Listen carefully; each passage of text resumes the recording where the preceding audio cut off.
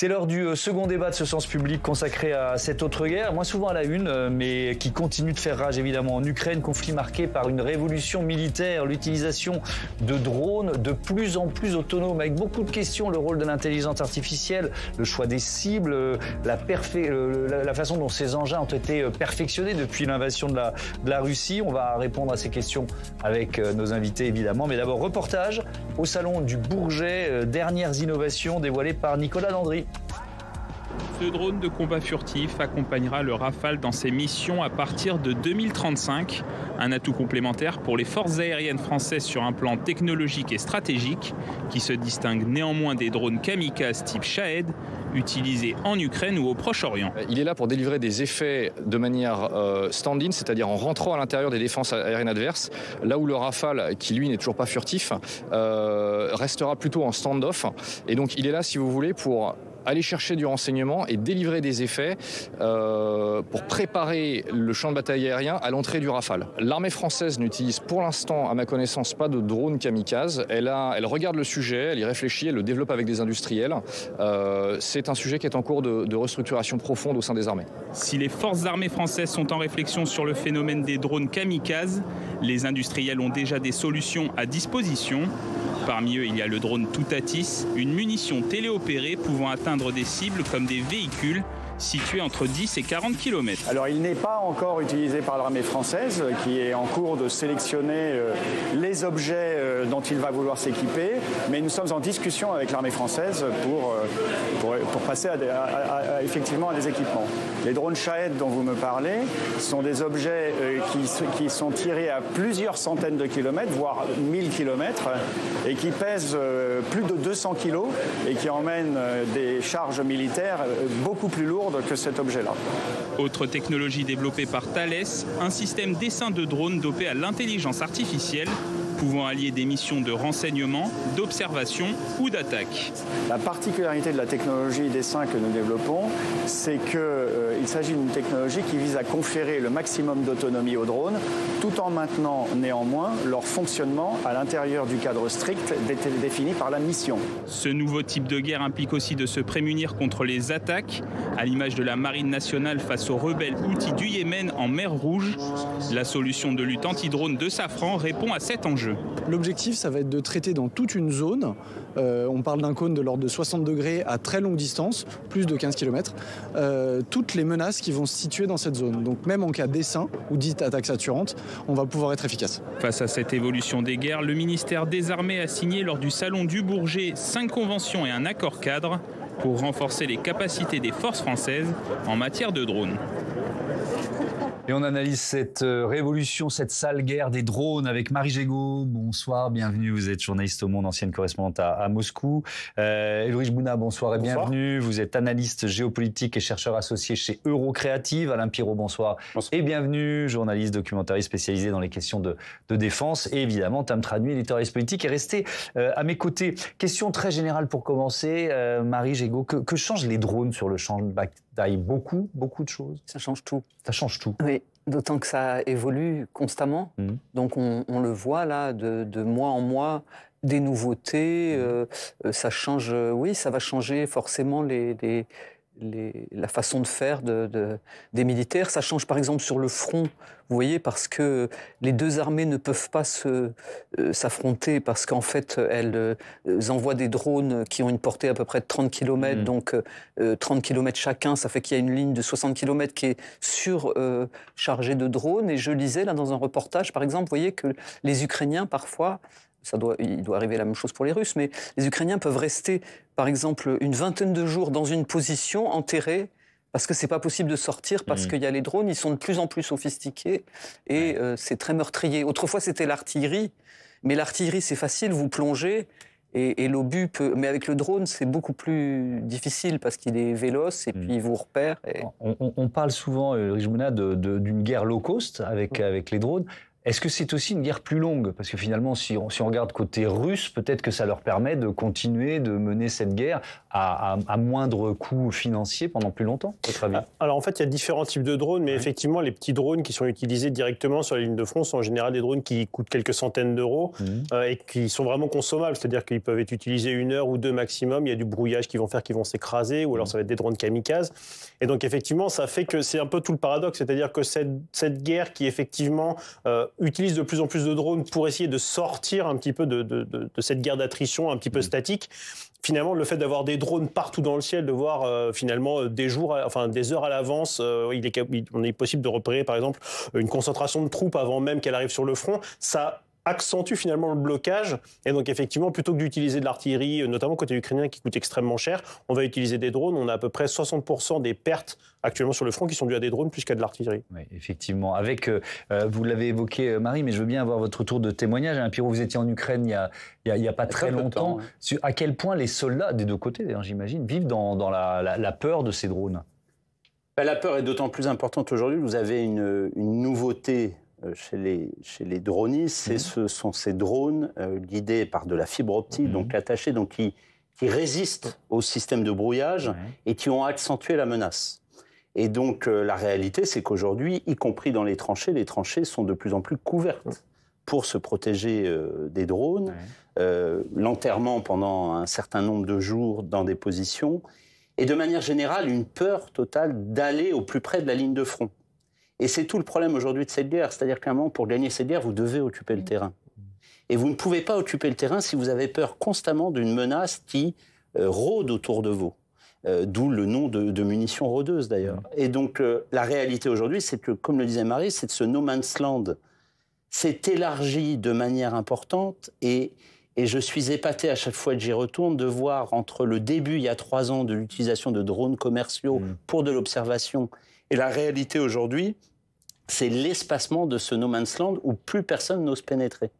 Alors justement, on va rentrer un peu dans le détail de l'utilisation. Je propose d'écouter ce que nous dit Guilhem Reboul, qui est directeur de l'armement et de la maintenance à la direction générale de l'armement, sur ces tâches remplies par les drones sur le champ de bataille. Les drones, je pense que tout le monde le voit de nos jours, que ce soit en Ukraine ou ailleurs, les drones font désormais partie du champ de bataille pour toute une série de missions d'observation, de détection, de désignation. Parfois, certains sont des drones dotés de munitions. Et donc, désormais, cela fait partie de la panoplie d'armement ou de capteurs dont les forces ont besoin pour remplir leur mission. Et ces drones permettent aussi des actions spectaculaires. Marie Gégaud, on va rappeler cette opération Toile d'araignée et peut-être combien ça a coûté à la Russie avec ces armes relativement low cost. C'est ça. Ça quand même, c'était une perte on parle d'une dizaine de bombardiers stratégiques, ce qui n'est peut-être pas beaucoup, mais quand même, un bombardier stratégique, ça coûte très cher. Et ils ont été détruits grâce à une opération ukrainienne extrêmement audacieuse, quelque chose digne d'un film de James Bond, où en fait les Ukrainiens sont intervenus en territoire ennemi, même très profondément, puisqu'ils sont allés jusqu'à Irkoutsk, c'est-à-dire Irkoutsk, c'est 5000 km de la frontière ukrainienne, Mourmansk, 2000 km au nord. Et donc, ils ont ciblé des aérodromes où ces bombardiers stratégiques et d'autres avions étaient parqués. Donc, ils avaient fait rentrer ces drones, évidemment, clandestinement. Oui, c'est ça. Et donc, ils les ont installés dans des containers portés par des semi-remorques. Les semi-remorques ont été mis à proximité des aérodromes. Et au moment X, eh bien, une vingtaine de drones sortent du conteneur, le toit se lève, les drones et atteignent donc des bombardiers stratégiques qui, comme on l'a dit, coûtent cher. Et pour la Russie, c'était encore plus grave parce que les chaînes de fabrication de ces bombardiers n'existent plus. Donc, s'ils sont vraiment très endommagés, ils sont inutilisables. Bien sûr, la Russie a d'autres réserves. C'est pas 10 avions qui vont changer le cours de la guerre. Néanmoins, c'était en effet spectaculaire et ça pose la question. Et j'ai lu que les Américains s'en étaient inquiétés en se disant si on peut, d'habitude, on perd des avions en vol, en exercice, mais si on perd des avions à terre, qui sont détruits par un matériel aussi peu coûteux, vraiment, on s'inquiète. Donc là, la question, c'était pourquoi les Russes n'avaient pas de hangar, n'avaient pas une protection et que ces avions étaient laissés comme ça. Alors certains ont dit, comme c'était des bombardiers qui peuvent être des bombardiers stratégiques, c'est-à-dire ils peuvent porter des armes nucléaires, certains ont expliqué, je ne sais pas si c'est vrai, je ne suis pas une spécialiste du militaire, que dans les accords START, entre la Russie et les États-Unis. Donc des accords de non-prolifération nucléaire. Il était imposé que les bombardiers soient visibles. Bon, je ne sais pas si c'est vrai. Mais je sais que dans la presse russe, ça a été très critiqué, ça. Voilà une opération. Pas dans la presse, sur les réseaux sociaux. Oui. On pourrait aussi citer l'opération israélienne qui a déclenché la guerre en Iran, qui a utilisé beaucoup de drones. Vous vouliez poser une question, intervenir, Est-ce que depuis les débuts de la guerre en Ukraine, depuis les 3 ans de la guerre en Ukraine, il y a eu de grands bouleversements technologiques qui ont été apportés par cette guerre sur les drones? Qu'est-ce qui a le plus changé? Est-ce que c'est la technologie des drones ou leur manière d'être employés, leur nombre sur le front? Tout ça, en fait. Concrètement, avant le début de la guerre, les drones... entre 2014 et 2022, parce que cette guerre a commencé dans le Donbass en 2014, en gros, les drones étaient utilisés de façon un petit peu artisanale. Il y avait quelques opérateurs qui envoyaient des drones, essentiellement des petits drones un petit peu chinois, pour observer la ligne de front, éventuellement porteurs de petites grenades pour les lancer sur l'ennemi. Mais c'était vraiment quelque chose d'extrêmement artisanal. Aujourd'hui, en fait, on est déjà sur quelque chose de complètement industrialisé. On est sur des drones qui font de l'observation. Alors les Russes sont extrêmement forts là-dedans, notamment avec les drones Orlan. Donc c'est des drones qui font, qui vont assez loin en profondeur pour voir ce que fait l'ennemi. On a des drones qui sont des drones kamikazes, petits drones, ce qu'on appelle les drones FPV. Donc avec des gens qui pilotent ces drones pour aller s'écraser sur quelqu'un ou sur un bâtiment ou sur un équipement militaire.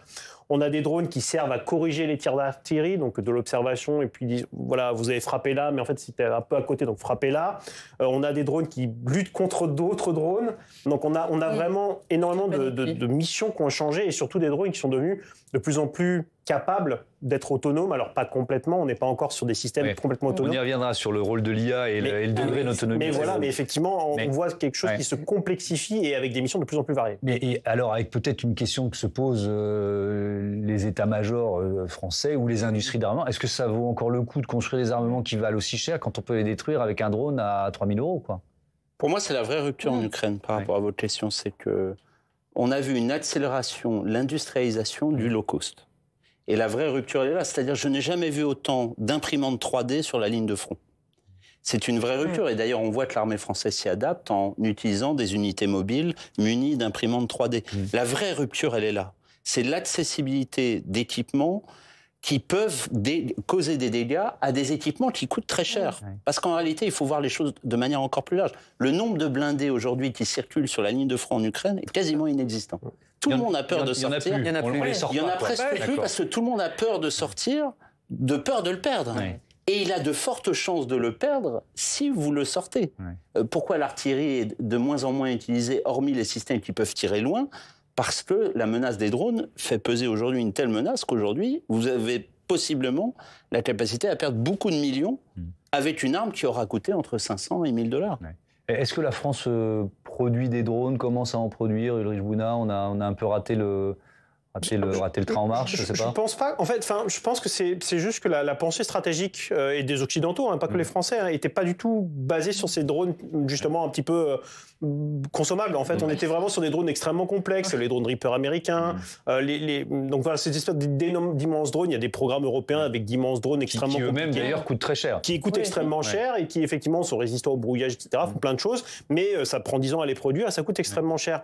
On avait vu un premier basculement avec les drones turcs où justement on était passé sur des modèles un peu plus simples qui coûtaient à peu près 1 million. Mais là, effectivement, en fait, je pense que les états-majors occidentaux n'avaient pas du tout anticipé qu'on allait passer sur des équipements effectivement très peu chers, pas très très compliqués à construire, mais qui effectivement sont capables de faire d'énormes dégâts. Alors justement, on va ouvrir un chapitre sur les armes françaises qui sont présentes en Ukraine aujourd'hui avec Stéphane Duguay qui va nous rejoindre. Rebonsoir Stéphane, depuis le début de cette guerre en Ukraine 2022, la France n'a pas cessé finalement d'envoyer des armes. Oui, un soutien qui a commencé dès les premiers jours de l'invasion russe en Ukraine. Les derniers chiffres dont on dispose sont fournis par l'Institut de Kiel pour l'économie mondiale. Les chercheurs de cet organisme documentent le soutien à l'Ukraine de tous les États du monde. Si on s'en tient à l'aide militaire uniquement, la France a dépensé 5,962 milliards d'euros entre février 2022 et avril 2025, ce qui la place au 7e rang mondial derrière les États-Unis, le Royaume-Uni et l'Allemagne. Et alors, si on rapporte ce montant au produit intérieur brut, ça représente 0,2%. Exactement. Si on met en parallèle ces 5 milliards dépensés et le produit intérieur brut, la France ne se classe qu'à la 18e place des pays qui aident l'Ukraine. Pour vous donner une idée, l'Estonie dépense 2,4% de son PIB pour aider militairement l'Ukraine. Pour le Danemark, c'est 2,3% et la Lituanie, 1,5% du PIB. Oui, alors ça, c'est un élément important, ça donne des montants, des proportions, mais ça ne nous dit rien des armes qui sont envoyées. Voilà, et c'est un peu les limites de ce classement économique, d'autant qu'une partie de l'aide dont on vient de parler est destinée à alimenter la Facilité européenne pour la paix. C'est un fonds européen qui n'est pas uniquement consacré à l'Ukraine et qui permet à l'Union européenne de déployer des opérations militaires ou d'envoyer des équipements, par exemple. Alors la France a contribué à ce fonds pour un montant de 2,1 milliards d'euros entre février 2022 et mars 2023. Et donc je repose la question des équipements. On sait précisément ce que la France envoie en Ukraine ? Alors en tout cas, on en sait plus qu'au début de l'invasion russe en Ukraine. En 2022, le ministère des Armées a d'abord préféré rester discret sur les équipements français envoyés à Kiev. Désormais, il publie la liste de certains de ces équipements. La plus récente s'arrête au 1er mai 2024. On y apprend par exemple que l'armée française a fourni 30 canons César depuis le début de la guerre.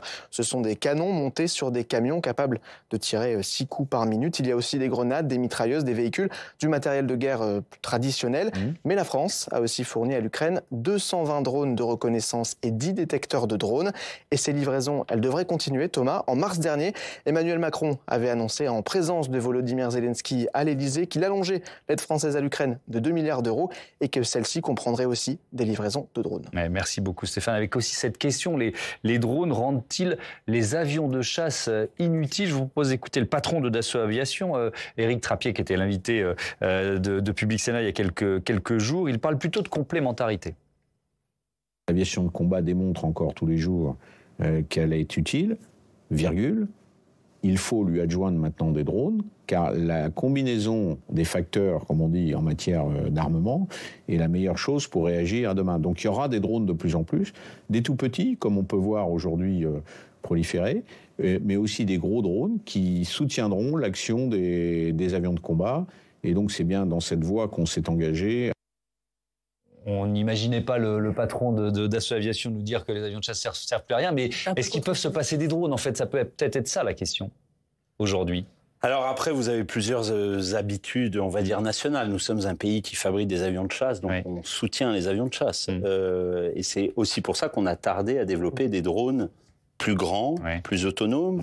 Les Américains étaient dans une autre logique. On sortait de la guerre d'Irak, la guerre d'Afghanistan. Le concept de zéro mort à la guerre, on l'entendait à chaque fois qu'on faisait des conférences. Donc ça a permis aussi de créer ces équipements. Je crois qu'il ne faut jamais... Je ne suis pas sûr que la France ait toujours raté le coche. Je pense que c'est les missions. Quand vous étiez au Sahel et que vous faisiez face à des troupes qui n'avaient pas de moyens aériens, vous n'aviez pas besoin d'une flotte surdimensionnée de drones autonomes pour faire face à... Vous en aviez besoin pour de la reconnaissance. Les défenses aériennes aujourd'hui en Ukraine sont très différentes. Elles sont évidemment différentes en Iran. Vous avez vu que Israël, armée moderne, a pourtant utilisé des avions de chasse au sens propre du terme. Il a utilisé aussi des drones plus petits sur le terrain pour détruire des systèmes de défense antiaérienne. Donc le drone... Vous êtes assez d'accord pour dire qu'il y a une forme de complémentarité Ça dépend de la mission que vous visez. Le drone que veut développer Dassault est un drone furtif qui doit rentrer en amont, détruire les défenses aériennes pour permettre les avions de chasse pilotés d'aller sur place. La grosse différence du drone, c'est l'autonomie.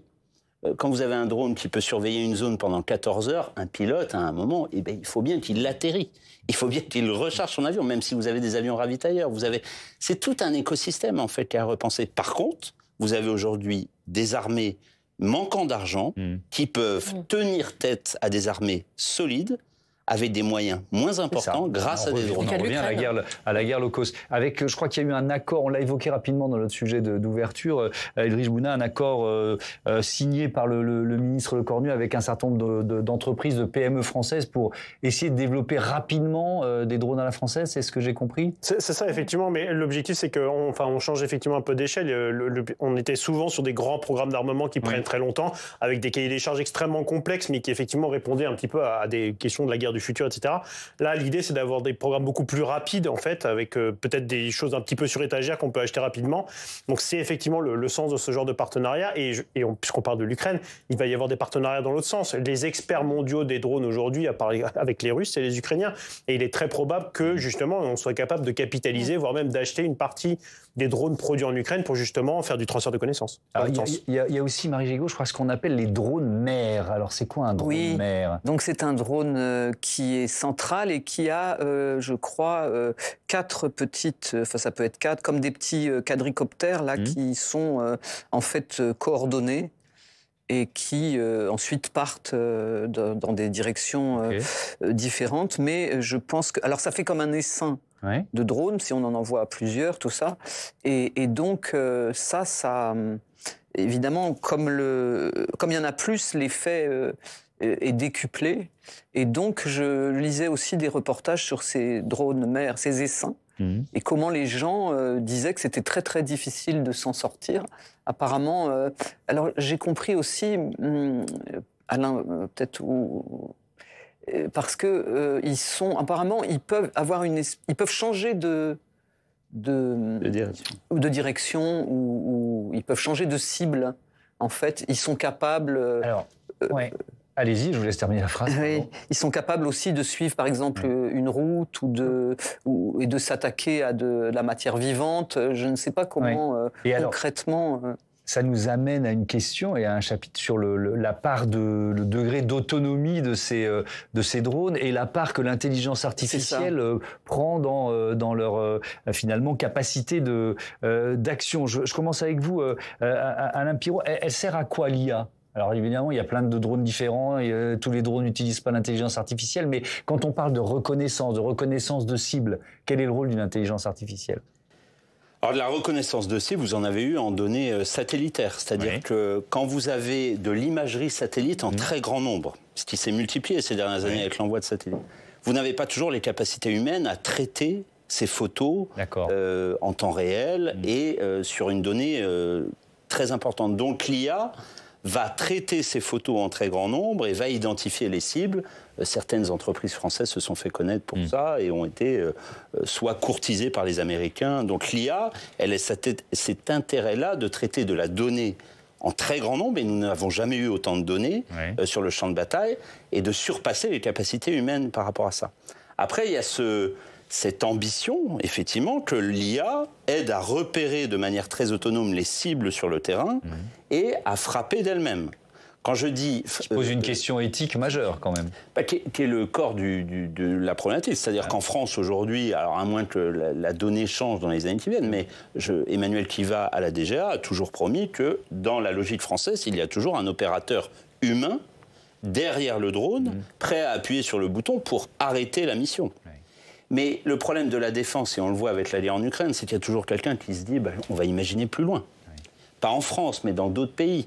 Et donc c'est à quel point vous devez vous aligner sur les adversaires qui, eux, n'ont pas les mêmes règles éthiques. Et tout le problème, il est là en matière de défense. Et ça pose aussi la question de la place de l'humain dans les conflits d'aujourd'hui ou du futur, et on va y venir avec vous, Tam, dans un instant. Mais peut-être pour rester sur ce qui se passe en Ukraine aujourd'hui, Louis Jbouna, la présence ou la part de l'intelligence artificielle dans cette guerre des drones et dans l'autonomie de ces machines. Alors effectivement, déjà, il n'y a aucune machine complètement autonome en Ukraine. En revanche, elles ont des missions. Ils sont capables, maintenant, ces drones, de faire des missions, des bouts d'autonomie, en fait. Donc ça peut être effectivement...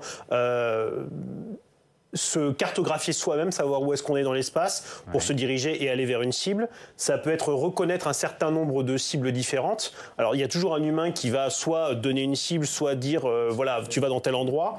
Ça peut être ça. Ça peut être on commence à voir ça aussi de la coordination. Vous parliez de drone mer et de drone fille. Mais effectivement, on commence à voir ça, c'est-à-dire de la synchronisation un petit peu entre différents drones, pas qui sont capables d'être complètement autonomes, mais de savoir se positionner les uns par rapport aux autres, de façon réactive. Donc, on voit en fait ces petites briques les unes après les autres. Ce qu'il faudrait, pour avoir un système complètement autonome, c'est que toutes ces briques s'enchaînent entre elles. Entre je prends de la donnée, je la communique, je résiste au brouillage, j'identifie une cible et je la frappe. On n'y est pas encore. On n'y est pas encore parce que déjà il n'y a pas de système technique qui font ça actuellement. Il y a aussi quand même beaucoup d'échecs. On parle effectivement des grands succès des différents drones, mais on est sur vraiment quelque chose de l'expérimentation en temps réel. Et vous parlez d'imprimantes 3D, les dronistes testent tous les jours des solutions en fait en Ukraine, côté russe ou ukrainien. Et donc effectivement, il y a ce qui marche et donc ça permet d'aller extrêmement vite dans l'innovation, mais il y a aussi beaucoup de choses qui échouent. Oui. Donc on en est actuellement là, mais effectivement, comme les Ukrainiens manquent d'hommes, comme il y a une guerre électronique ravageuse, en fait, ça pousse à l'innovation technique. Oui. Et peut-être un mot de l'utilisation par les Russes. Sur le front, mais aussi contre des cibles en ville ou des cibles civiles, c'est vrai ou pas ça, Marie Gégaud? Pas forcément. Pas forcément. Ouais. Je pense que c'est surtout sur le front. Hein. Les Ukrainiens, par exemple, disent que la Russie utilise sur le front 3000 drones quotidiennement. 3000 drones. Vous avez quand même à Kherson une réalité sur l'utilisation des drones dans les au quotidien contre des civils, parce que les Russes ont cette réalité à Kherson d'être assez peu loin de la ville en réalité, parce que la ligne de front est assez proche et la séparation se fait par le fleuve.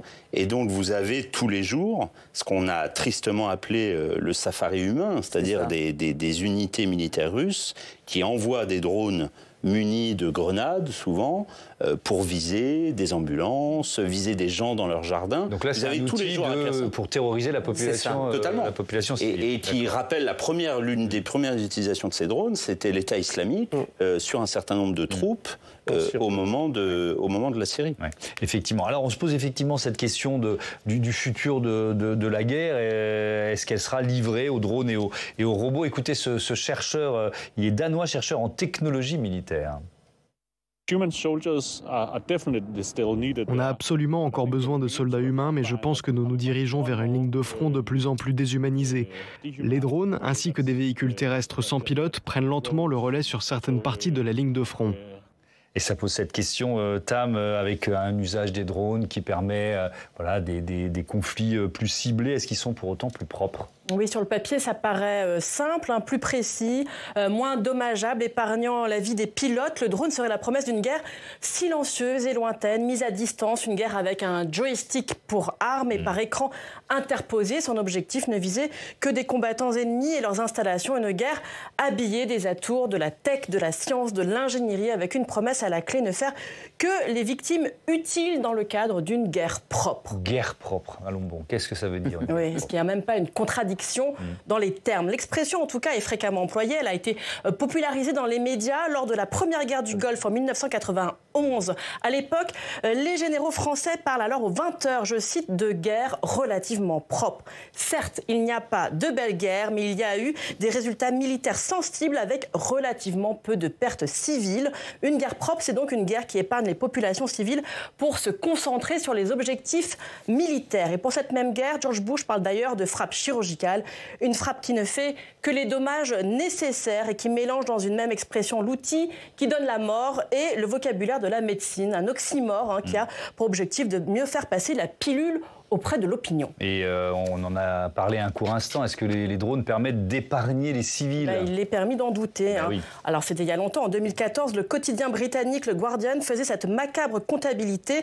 En Afghanistan, les drones américains avaient visé 41 personnes. Ils en avaient finalement tué 1147, les fameux dommages collatéraux.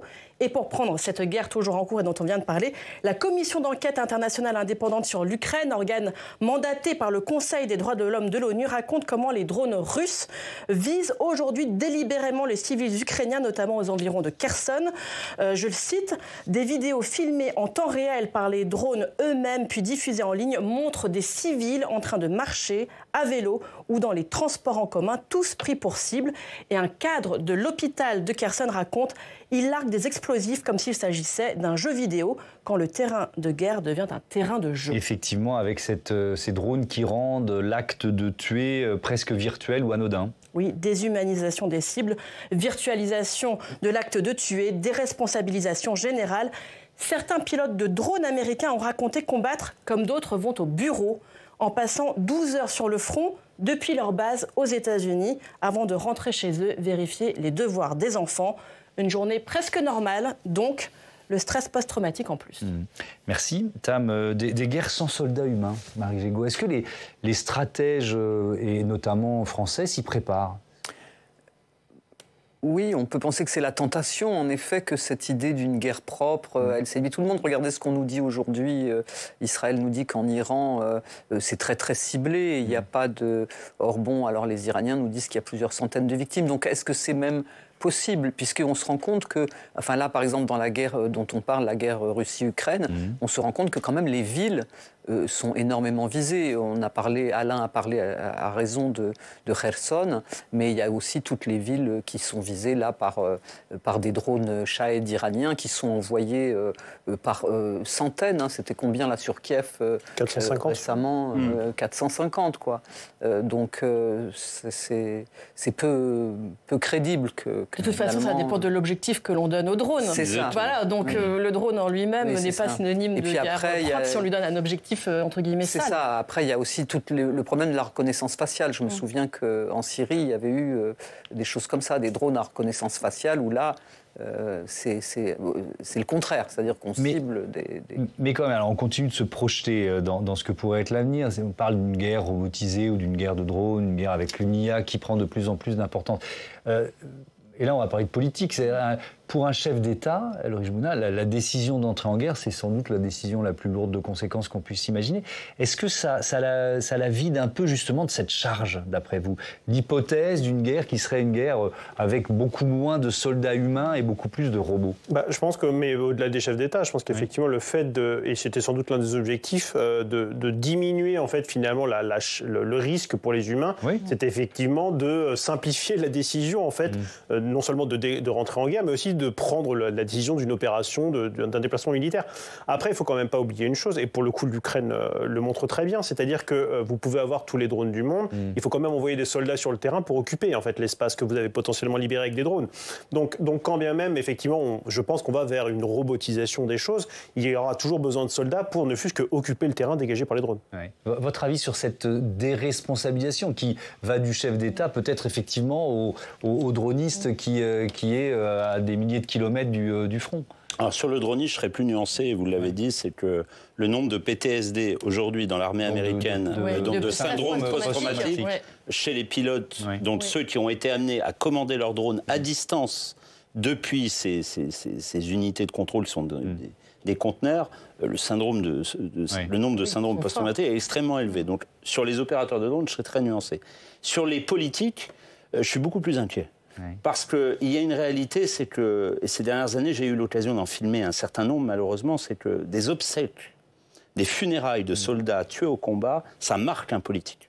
Et quand il vous en parle, je vois encore François Hollande me parler de la mort des 2 premiers soldats à l'opération Sangaris en Centrafrique, ça l'avait marqué parce qu'on lui avait promis une opération qui se passerait bien. Et ça ne se passe jamais bien. Surtout quand on croit que ça va bien se passer. Le problème de cette idée de la guerre, pas de la guerre propre, mais de la guerre sans soldats tués, c'est ça au fond la promesse des drones, c'est de dire nous allons envoyer des robots, nous allons occuper le terrain ou infliger un nombre de pertes très important et nous ne perdrons pas de soldats. Vis-à-vis de l'opinion publique, c'est quand même un très gros avantage. Et j'ai peur effectivement d'une forme, non pas de déresponsabilisation, parce que le politique sait très bien qu'il envoie ses armées au combat et que ça va causer des morts dans les populations civiles. Par contre, vis-à-vis de son opinion, je pense que ça crée une forme de détachement des opinions. Et je trouve qu'en Israël, c'est une réalité, au fond. Vous parliez de guerre propre. Dans la définition aujourd'hui israélienne, Gaza est une guerre propre. Et je pense que personne n'aurait aujourd'hui ce sentiment de croire que ça peut être une guerre propre. Mais au sens juridique, c'est aussi une guerre propre parce que ce ratio de nombre de civils tués par frappe et d'un point de vue juridique pour eux, respectable et acceptable. On voit bien que cette notion de guerre propre n'a aucun sens. La guerre, c'est la guerre. Et tous ceux qui l'ont filmé au plus près ou qui ont vu les atrocités savent très bien que ça n'a aucun sens, cette guerre propre. C'est une notion juridique et de communication. Et les drones, c'est ça. C'est aussi de la communication. Vous ne perdez pas de soldats. Mais est-ce que vous occupez le terrain? Non. Et je suis d'accord. À la fin des fins, il faudra toujours quelqu'un qui plante son drapeau. L'idée du soldat qui plante son drapeau, ça n'a jamais disparu. Et ce ne sera pas un robot ou une IA qui le fera. Et on va terminer, il nous reste quelques minutes, ce débat justement sur la volonté ou les hésitations des militaires à confier de plus en plus de tâches à des robots pilotés par une intelligence artificielle. Je vous propose d'écouter le co-directeur de l'Association internationale pour une IA sûre et éthique qui s'appelle Stuart Russell. Issues that are more concerning Les questions les plus préoccupantes concernent l'utilisation de l'IA dans les armes, c'est-à-dire que nous aurions des systèmes d'armes dont l'IA qui les contrôle déciderait qui attaquer, quand attaquer, etc. Et elle fonctionnerait probablement avec des instructions assez générales, comme attaquer et détruire tout ce qui bouge dans cette région par exemple. Mais il pourrait également être utilisé de manière beaucoup plus dangereuse et nuisible. Par exemple, tuer toute personne correspondant à la description suivante. Cette description peut concerner l'âge, le sexe, le groupe ethnique, l'apparence religieuse ou même un individu en particulier. Alors déjà, Ulrich Bouna, est-ce que la technologie permet de le faire aujourd'hui? C'est-à-dire de confier à, on va rester sur les drones, pilotés par une IA, de choisir sa cible? Potentiellement oui, en fait. Oui. Enfin, avec la reconnaissance faciale, avec etc. Les briques technologiques existent et d'ailleurs, pour le coup, les Israéliens ont déjà utilisé pour des assassinats ciblés justement des caméras qui permettent d'identifier que telle ou telle personne effectivement est située à cet endroit-là. Et donc, il y a toujours un opérateur qui appuie sur le bouton, mais effectivement, on a le ciblage et l'identification d'une personne et on est sûr et ensuite on agit. Donc ces briques-là, elles se mettent en place petit à petit et effectivement, on bascule complètement sur une discussion éthique parce qu'il va arriver un moment où technologiquement, ce sera possible de le faire. Alors sur des cibles à très haute valeur ajoutée, quand même, l'IA ça coûte quand même de l'argent, donc on ne pourra pas faire ça sur des petits drones tout le temps, multipliés par des millions de choses, mais potentiellement ça sera fait et effectivement la seule barrière, ce ne sera pas une barrière technologique, ce sera une barrière véritablement éthique sur est-ce qu'on accepte de faire ça ou pas. Marie Gégaud, votre avis sur cette évolution et sur ce que ça change à la façon de faire la guerre finalement? Oui, en effet, c'est inquiétant. Ça ressemble un peu à des romans de science-fiction, à ce qu'on pouvait imaginer d'un monde déshumanisé où, en effet, la tentation du jeu vidéo, je dégomme l'autre, etc. Et en effet, chez nous, il y aurait cette préoccupation éthique. Mais par exemple, chez les Russes qui balancent des missiles de croisière sur des immeubles entiers récemment à Kiev où il y a eu 28 morts, je ne pense pas qu'il y ait de barrière éthique de leur côté et peut-être pas chez bien d'autres dictateurs. Ouais. Il y a, Alain Pirot, des règles précises aujourd'hui dans l'armée française, pardon, je vous redonne la parole tout de suite, mais de l'utilisation de l'IA? Est-ce que c'est codifié précisément En tout cas, il y a des développements en cours, mais je vous dis, la règle éthique, c'est qu'il doit y avoir une décision humaine derrière, on va dire, tout bombardement, ou en tout cas attaque ciblée. Mais comme le dit Marie, c'est pas du tout le même cas dans bon nombre de pays. Il y a eu des votes à l'ONU où certains pays se sont abstenus de l'idée qu'on puisse obliger à avoir un opérateur. Je vais poser la question différemment, parce que vous aviez déjà parlé du DGA qui édictait cette règle, mais est-ce que technologiquement, on se prépare quand même à ne pas la respecter? Vous voyez ce que je veux dire? Est-ce qu'on se donne les moyens techniques ou technologiques de ne pas le faire? Le problème n'est pas la France, le problème c'est les adversaires. Qu'est-ce que vous faites si demain un pays qui attaque la France n'a aucune de ces règles et détruit bon nombre d'installations ou d'équipements? Est-ce que vous suivez cette règle pour gagner la guerre ou est-ce que vous dites bah non, on va continuer sur nos règles mais vous perdrez cette guerre? Le problème de la guerre, c'est qu'à un moment vous avez un adversaire et c'est à quel point les règles sont respectées. Aujourd'hui, aucune règle n'est respectée. Il n'y a plus de droit international, ça on est bien d'accord. Est-ce que les drones, ça risque d'être, je ne sais pas, la future arme nucléaire avec la possibilité, le fait qu'il va falloir peut-être imaginer des traités de non-prolifération, d'organisation, vous voyez, c'est comme une véritable révolution, en fait, ce qu'on nous annonce avec les drones et des possibilités qu'on imagine quasiment infinies maintenant. Alors, je pense qu'en termes de dissuasion, l'arme nucléaire restera toujours l'arme ultime et compte tenu de son degré de destruction.